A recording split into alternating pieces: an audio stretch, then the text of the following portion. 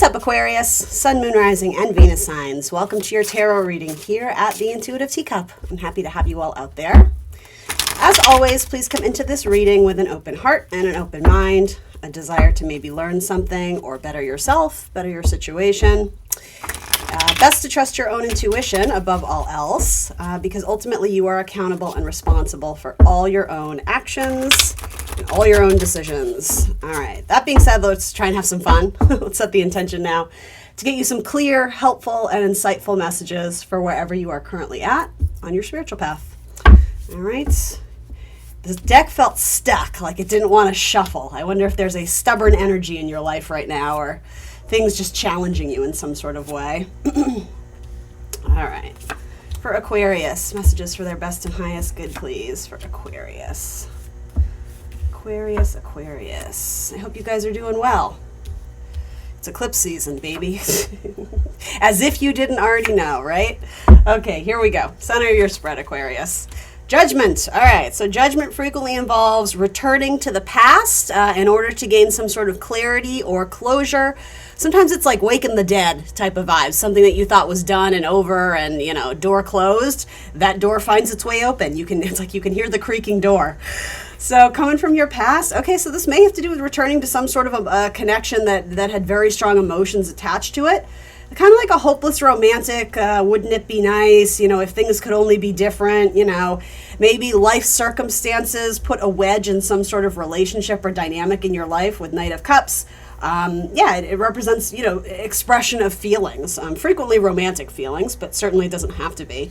So your ultimate goal here is Knight of Wands, all right, to reinvigorate the passion, to make more time for fun, for play, for adventure, for exploration, discovery, to improve your sex life. You know, that's kind of Knight of Wands energy.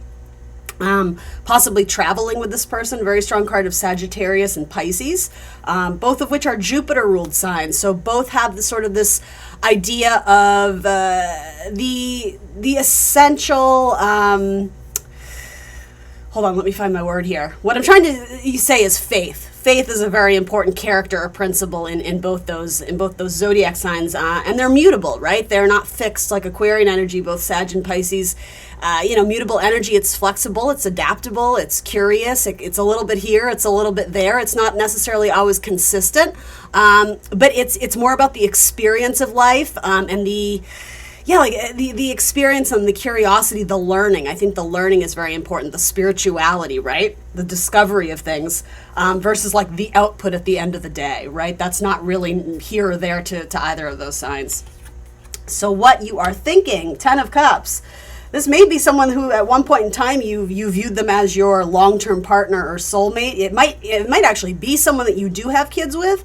If not, it might be that person that you always considered building a family with, if that should present itself, if that's something you're wanting and desiring. 10 of Cups is just sort of that long-term feeling. It's cups, so it's all about the feels and the emotion of elation, you know, happily ever after, the fairy tale ending. So it's not to say that it's not to say all of you are at a distance from this person. This person may actively be in your life, but there is sort of a desire to get the passion back. You know, if the honeymoon stage of your relationship is over and life got serious and things are kind of escalating in new and challenging ways, that's not always a bad thing, but sometimes it's like we have to reinvigorate what's important to us. And, you know, with fire energy, it's like we have to breathe new life into that fire to get it to, to get the heat back, essentially. So what you're feeling, you have King of Cups. So, I mean, very strong feelings. You possess very, very strong feelings about this person, or they do for you. The negative side of the King of Cups is that he can be a little bit bitter or resentful or jealous if he feels like, you know, the person he or she is interested in is pursuing other people. So there could be a little bit, jealousy is coming through a little bit. So that's likely for people who are not currently in contact with this person, or maybe you guys went through a breakup, or you know, you took a break, something like that. But I don't know, I do like that the King of Cups is showing up in the feelings card, because essentially it's the highest court card you can get in terms of cups and feelings and emotions. So are there feelings and emotions there? Yeah. With the 10 of Cups and the King of Cups, absolutely. So if the goal is to get the Knight of Wands, that's sort of the passion back. Currently, what do you have going for you? The Magician.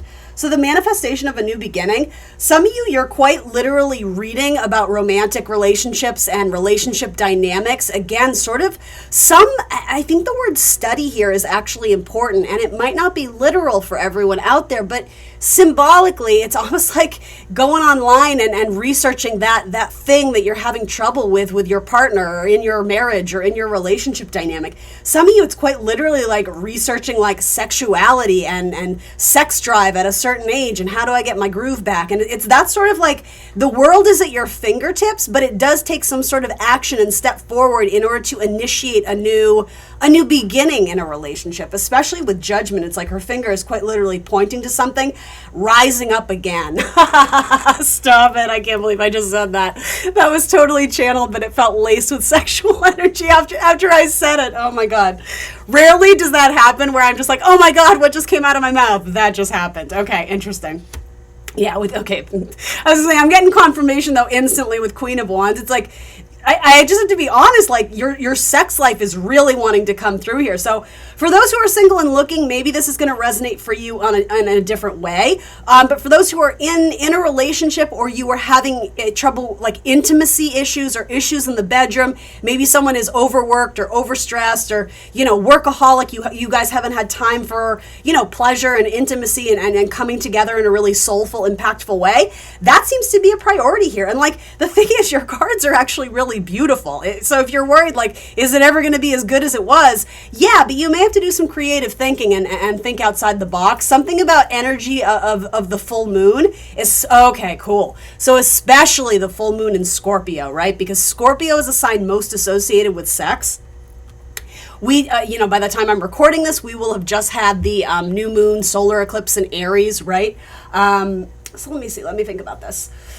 Aquarius, Pisces. So I believe, correct me if I'm wrong, for my Aquarius risings anyway, and symbolically, a lot of my Aquarians out there, Aries would rule your third house of communication. So this may be about communicating your needs in a more expressive way.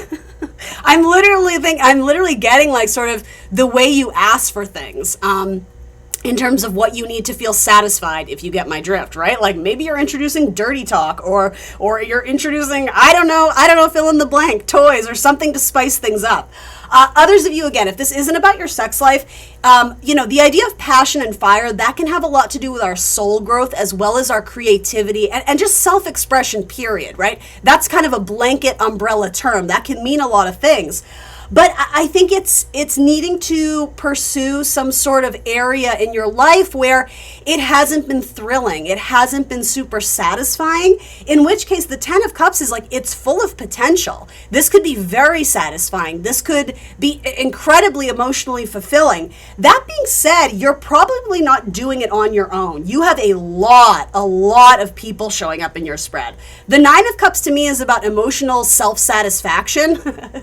Again, oh my goodness, you get what I mean. But what I actually meant by that is going out into the world and being like, hey, I'm cool on my own. Like, I don't need another person to make me feel happy, right? And that can be very hard, right? It shouldn't be in theory, but just the way we've been brought up in society, it's very much like, oh, if you're not in a relationship, do you have value? And anyway, it brings up a lot of like deep psychological digs there. But in theory, that's the Nine of Cups. It's like, hey, I'm happy and I created the happiness of my life myself. Like, I have myself to credit with that. The Ten of Cups says, okay, now because I can self-soothe and self-satisfy, let's introduce someone else into the mix who is also able to, acquire their own happiness and joy, because we could be like a rock star couple or again, team dynamic, whatever this is, partnership. So with your Ten of Cups, multiple knights and a king and a queen, whether you're male, female, gay, straight, black, white, whatever, it doesn't matter. It's ultimately saying, though, there's people here that can come together and support each other in some new emotional and passionate endeavor. So again, whether that's art, creativity, maybe it has to do with your the way you present yourself in the world, your self-confidence, the way you show up and shine your light. Or again, maybe it has to do with your sex life or some sort of adventure that you're wanting to undertake. Maybe you're embarking on some new journey that involves travel or study. But there's a lot of people coming in, and what ultimately supports you is doing the research, or if this isn't research, reading about it, studying, acquiring information, asking people, asking mentors, seeing sex therapists, whatever it is, acquiring information or knowledge. Some of you, it's the expression of some sort of, I'm hearing like it's urgent, but it's been being held back. And you've been holding it back because maybe you didn't think it would land right with your person, or maybe it's almost like you were biding your time, or not that. It's like picking your moment. I'm picking my moment. It's like I'm literally seeing, like, metaphorically, you know how when you're playing jump rope on the playground as a kid, and like the rope is swinging and you have to get the pace and the rhythm before you jump in so that you don't F it up, right? You understand what I mean? Jump rope? Yeah. Okay. So it's like you do that thing where you're watching the rope go around and around and it hits the pavement, and like you're timing it of how can I jump in here and not disturb the peace, but ultimately like join this person in the game, in the adventure, or whatever. Maybe you're hoping someone comes in and joins you, that sort of thing. I know that was like a weird metaphor, but it does have to do with timing and pacing. And so maybe your partner was going through a difficult time where you knew you didn't want to hit them with that heavy conversation of like, hey, our sex life could use some improvement, right? But that being said, I'm with judgment, I don't know why, I'm just getting this idea of like, the time is now. Like, this conversation can no longer be put on the back burner. Because here's the thing, maybe it's not an overnight success story. Maybe it's not the Cinderella story where you say the thing you need and ultimately it's given to you and happily ever after. I'm not saying that's not true for everyone, but I think it's more complicated than that, you guys. And I think it is too, because if it was easy, you would have had this conversation months ago, years ago, weeks ago, whatever it is.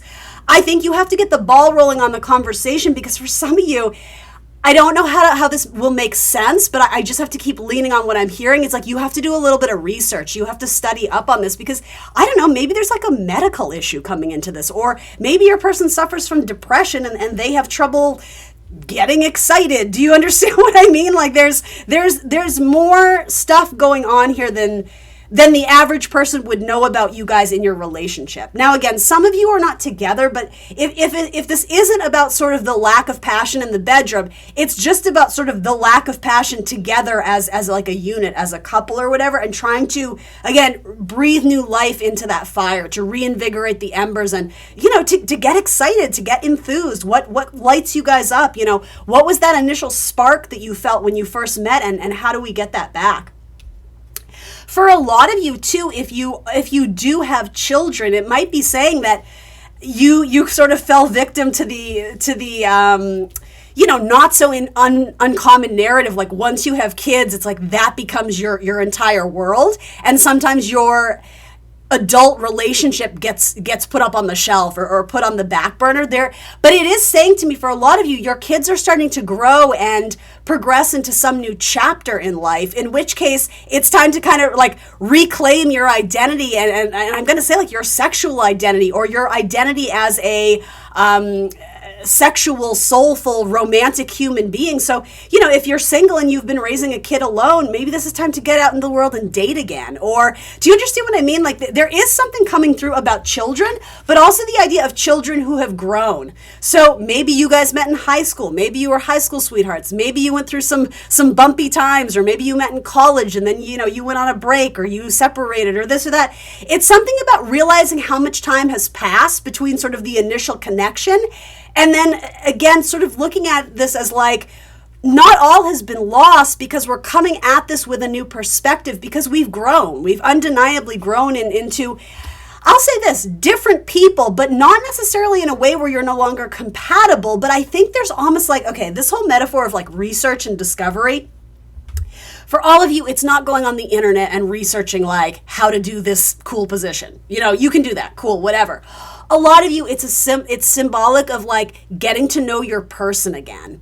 Even if you live with them, even if you've been living under the same roof for 15 years, it's almost like you've taken for granted living with them. And like, again, you guys have both changed, not in a way where it is not allowing you guys to come together in a romantic way, but it's like, I just sort of get this metaphor. It's like we have to get to know each other again. And almost like, Some of you, you're going to renew your vows. I just got that. But some of you, you're going to do like this cute thing where it's like, let's go on a first date again. Or let's spice it up and do something different that we've never done before and like see what's up, see if we like it. You know what I mean?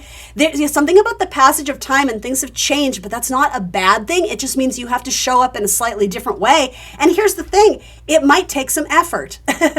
but with these two knights showing up, this is actually going to be a very fun thing to engage in and do.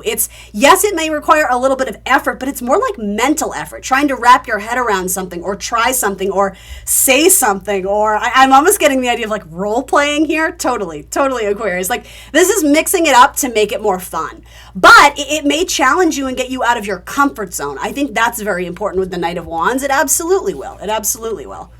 But I think if you're with the right person, you're going to feel safe to explore and discover, new facets of each other. Yeah, the Wheel of Fortune, this is about expansion. It's about getting out of your comfort zone. I just did an entire reading on your sex life, Aquarius. How did that happen? How did you sneak that in there? Let's see. For those who are single and looking, a water sign looks good to me this week. Scorpio, Cancer, Pisces. Possibly someone who has some fire in their chart as well. Aries, Leo, Sag. It could be a blending of fire and water, which again is speaking to me about temperance. You have Sagittarius energy coming through big time. A lot of Scorpio energy as well. And yeah, I mean, with Judgment, you may be closing off some sort, especially with the Mercury retrograde. An ex may reach out to you. Someone from your past may reach out to you. Maybe you rekindle it. Maybe it takes off in a new way that it never had before. Or maybe you finally sort of, close out the chapter, close out the narrative with a person, and it makes space for like your dream come true, or, whatever, your fairy tale ending. Maybe it makes space for like a person who's more in alignment with where you're at currently. I could see this going multiple ways, but yeah, with Mercury retrograde and the cards coming through here, I wouldn't be surprised if you did hear from an ex. And of course, you never have to respond. That's entirely up to you. That's just a message that is coming through here.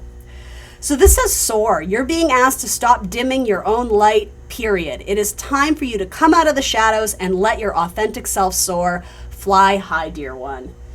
It's such a good air sign card, right, for my Aquarians. All right, Aquarius, thanks for showing up on my channel today. I appreciate you. Sending you all the best with this connection. Have fun. Go have some sex. I love that. I love that message. That does not usually come up on my channel. So anyway, like, share, subscribe. Find me on Instagram and Facebook if you want more content from me. I'm the Intuitive Teacup, and I will see you soon for more tarot.